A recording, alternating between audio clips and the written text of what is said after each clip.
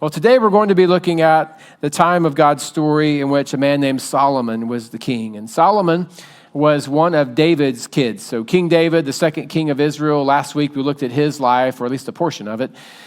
When he passed on, Solomon was named the successor, and Solomon became the next king of Israel. There was a time when God and Solomon were having a conversation, some sort of prayer time together, and God said to Solomon, "What do you want? What would you like for me to do to you, for you, in you, around you? Like, what do you want?" I would love to be able to have that conversation. I would love for God to invade my space on the way home today on the drive home and say, anything, just tell me what you want. I've never had that encounter. I've asked, but I've not had that moment. Solomon did have the moment, and Solomon chose not to ask for power or riches or anything you'd think a king would ask for, especially during this day and time. Instead, he asked for wisdom. And God said, because you were willing to ask for wisdom on how to lead as a great king should, I'm not only going to give you the wisdom that you asked for, I'm also going to make you a rich, powerful ruler, and I'm going to establish and secure your throne while you reign. You have a long reign. And that's exactly what happened. And Solomon was known for his wisdom. Solomon took the throne in 970 BC, and he lived and he served until 931. So almost a 40-year reign there as king. Well, he had an incredible legacy that he ended up leaving behind because of the way God blessed him. He actually brought into the treasury 25 tons of gold every year. He amassed a huge army. He had 12,000 chariots. He had 1,400 chariots and 12,000 horses along the way.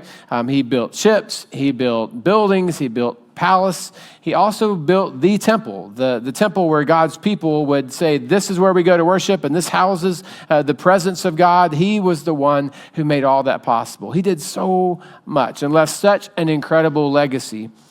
And yet, at the end of his life, he looked around at all he had done, and we don't know what his age was, but he's obviously towards the end. He looked back and said, what's the point? Like, what is the point in all of this stuff that I've done?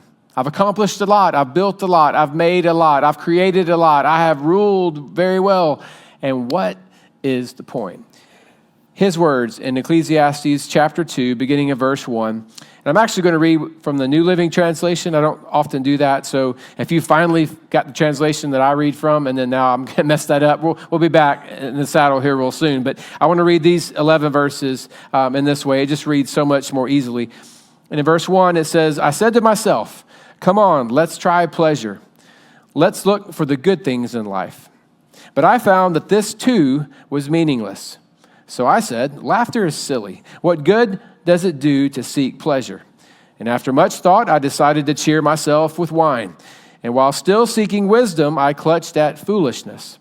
In this way, I tried to experience the only happiness most people find during their brief life in this world. I also tried to find meaning by building huge homes for myself and by planting beautiful vineyards. I made gardens and parks, filling them with all kinds of fruit trees.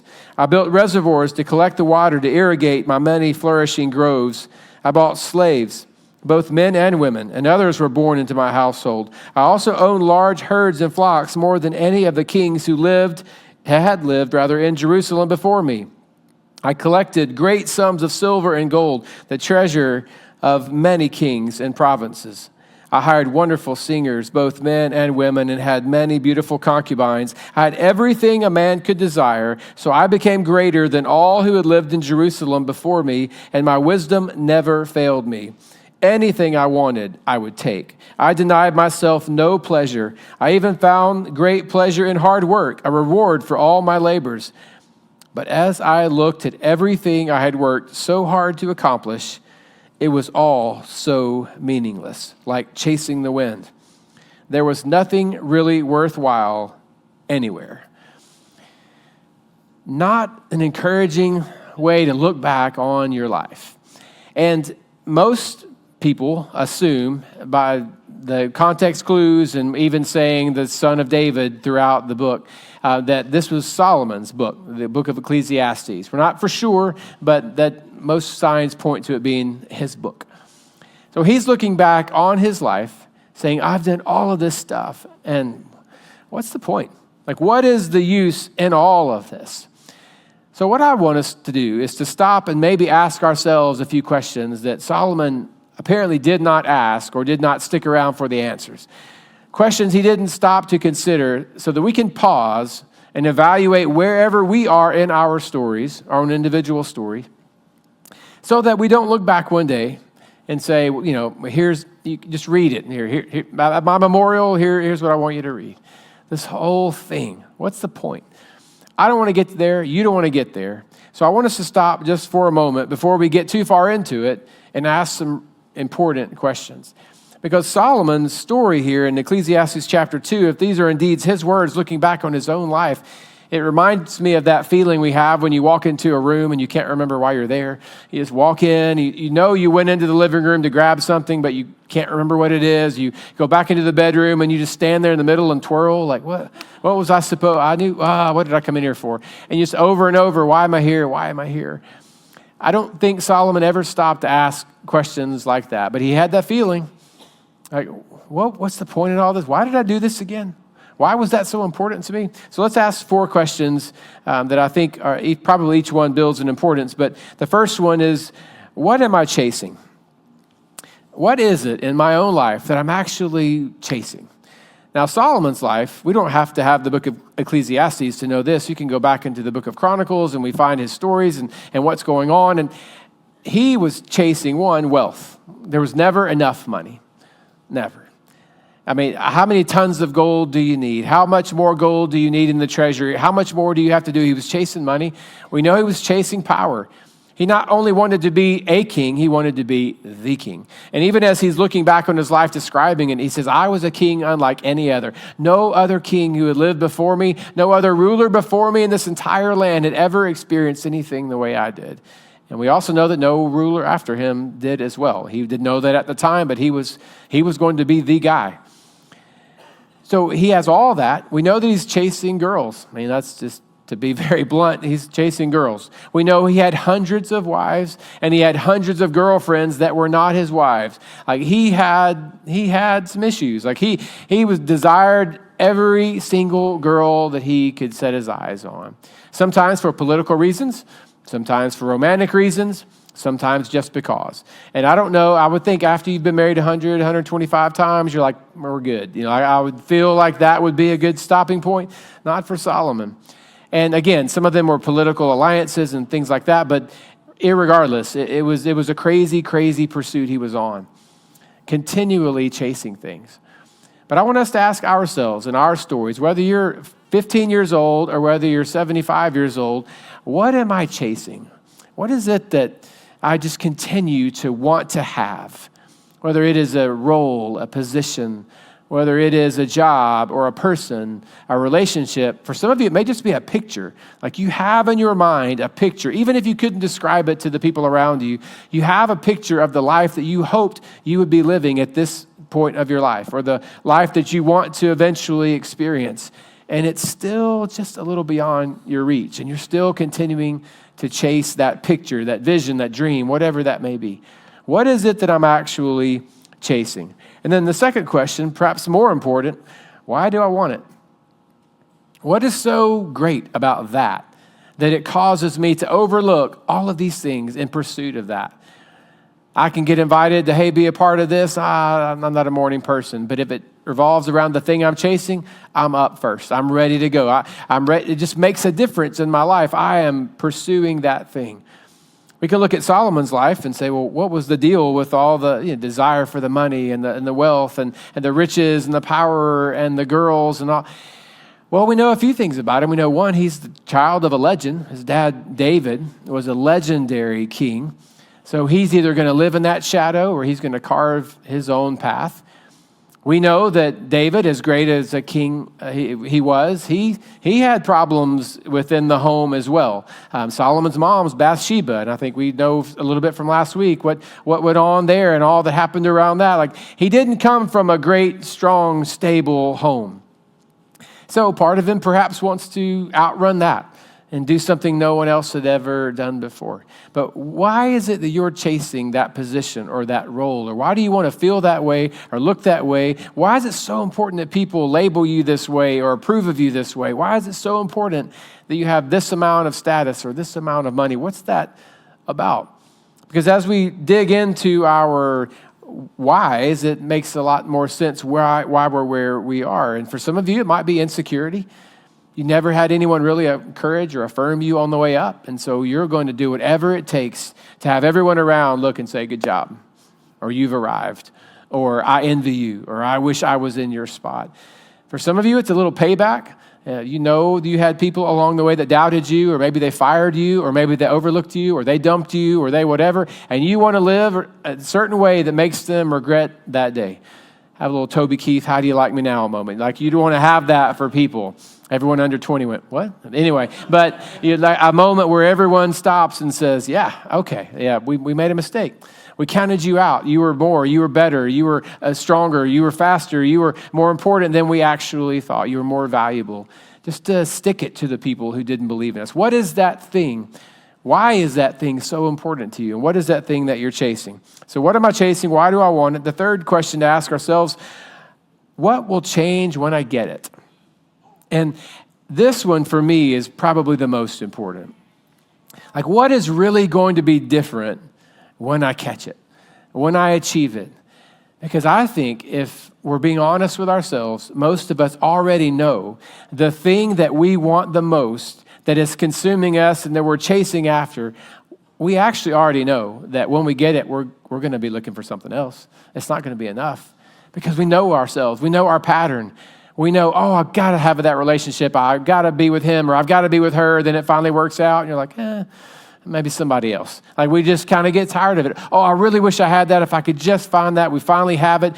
Christmas shows up. Here's the gift. It's great. Well, okay, now I'm on to something else. Like we continually do that so many times in our lives.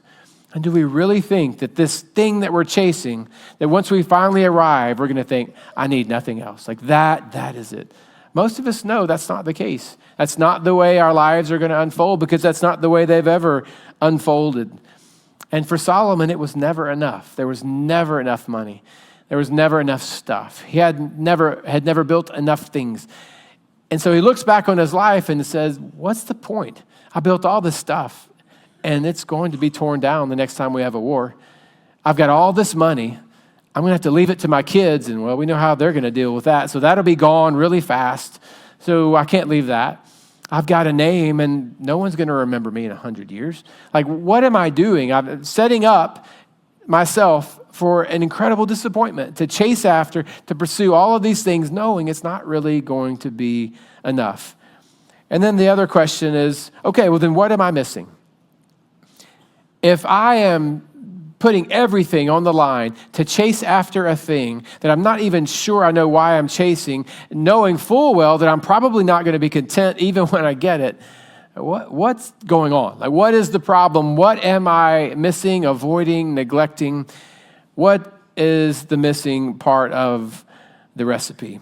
Well, in Ecclesiastes chapter 10, verse 1, I think Solomon began to get a little insight into what was really going on.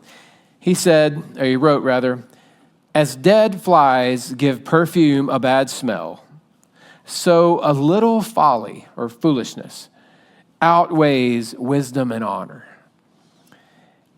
From his perspective, maybe prior to this revelation he had, or this moment of understanding, as long as I am the richest, the biggest, the baddest, the most powerful, the wisest, as long as I'm the caretaker of this gift God gave me, then what's a little foolishness on the side? Like, what's the big hurt in this? And he said, a little bit of foolishness has more weight to it than all of the wisdom and all of the honor. In other words, I can do everything right and get it all right, but miss this one thing that has real value, and the whole thing's done. I am going to mess up everything I've made if I miss this one thing. So he seemed to understand what was going on. Now, it's not funny, but it's certainly interesting. For Solomon, As far as we know, there was no adultery, murder, cover-up like his dad experienced, like his dad caused. We don't know of any other real difficult moments going on. All we know is that he had a problem with the ladies, and he collected ladies like they were toys. Hundreds of wives, hundreds of girlfriends.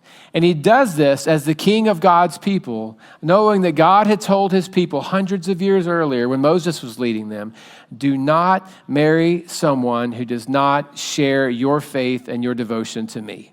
You do not marry someone on the outside of my people, because it will pull you away. And it will water down and dilute the faith and obedience that you have with me.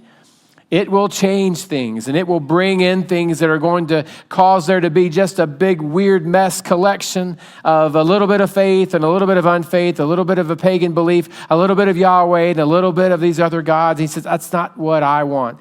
I want you to be set apart holy. God even says, I'm jealous for your relationship with me. I want all of you. So don't do that. And Solomon not only had a little girlfriend on the side that wasn't necessarily in love with God, he had hundreds and hundreds of girls from all over the world, part of it politically motivated and sometimes not.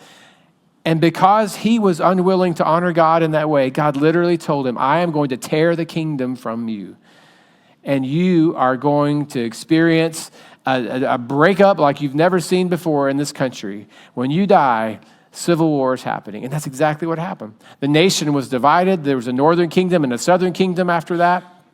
Judah was in the southern kingdom where Jerusalem was. Northern kingdom had a whole different set of kings. And so when you read through the Bible, when you say, I thought he was the king, and I thought they both had kings at the same time, different kings governing different areas, all because Solomon would not be completely faithful and honor God in the decisions that he was making. So, all that to say, he said, I've done everything right, but I just didn't think this was that big of a deal.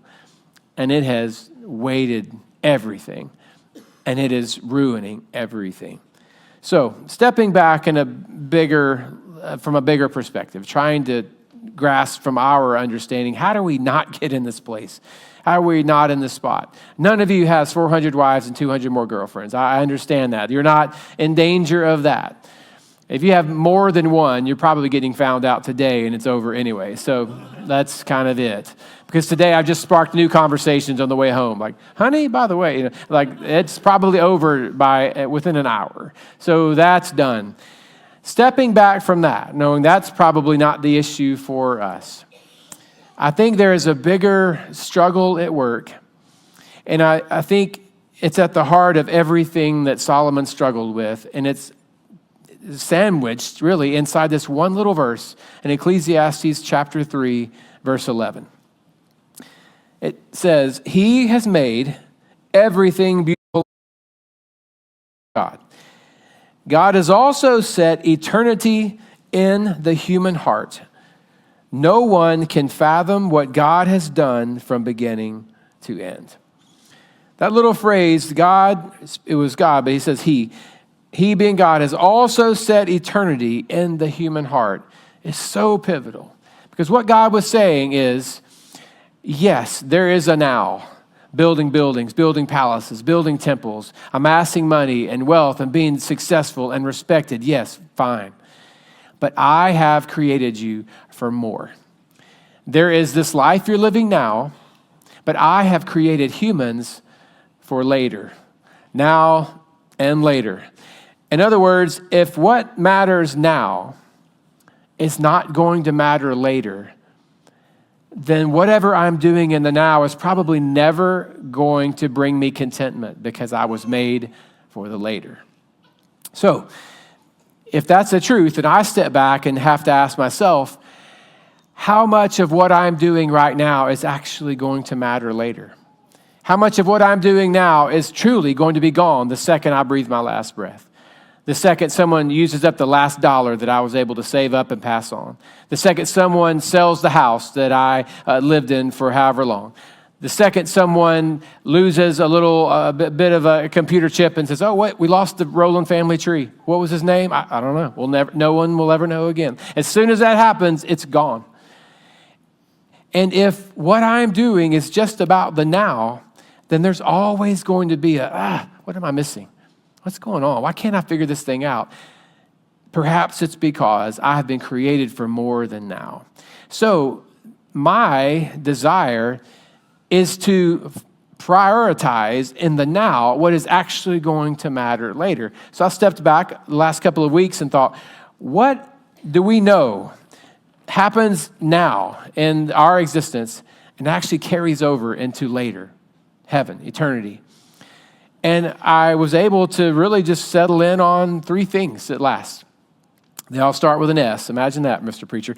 So we have saving, serving, and as silly as it sounds, singing.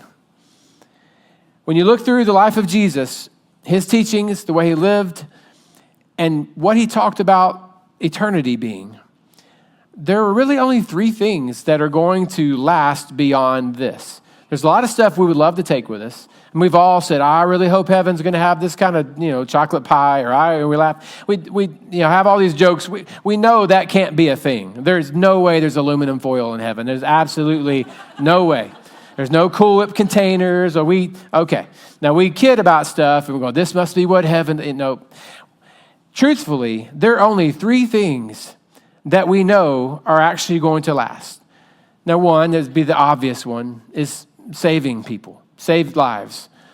That matters. Jesus said, if there's one person that's lost, you leave the 99 that are okay and go after the one. And when you do, in that moment, there is celebration going on the other side. You do this now, but later is just blowing up. Like right now, if one of you leaned forward and grabbed that card and actually if it was reflective of what had happened in your heart and said, today I've become a follower of Jesus, heaven would say, we'll pick up the rest of that sermon later. Let's just have a party because someone down there just said yes to Jesus. Like, that's the thing. We know that's going to last.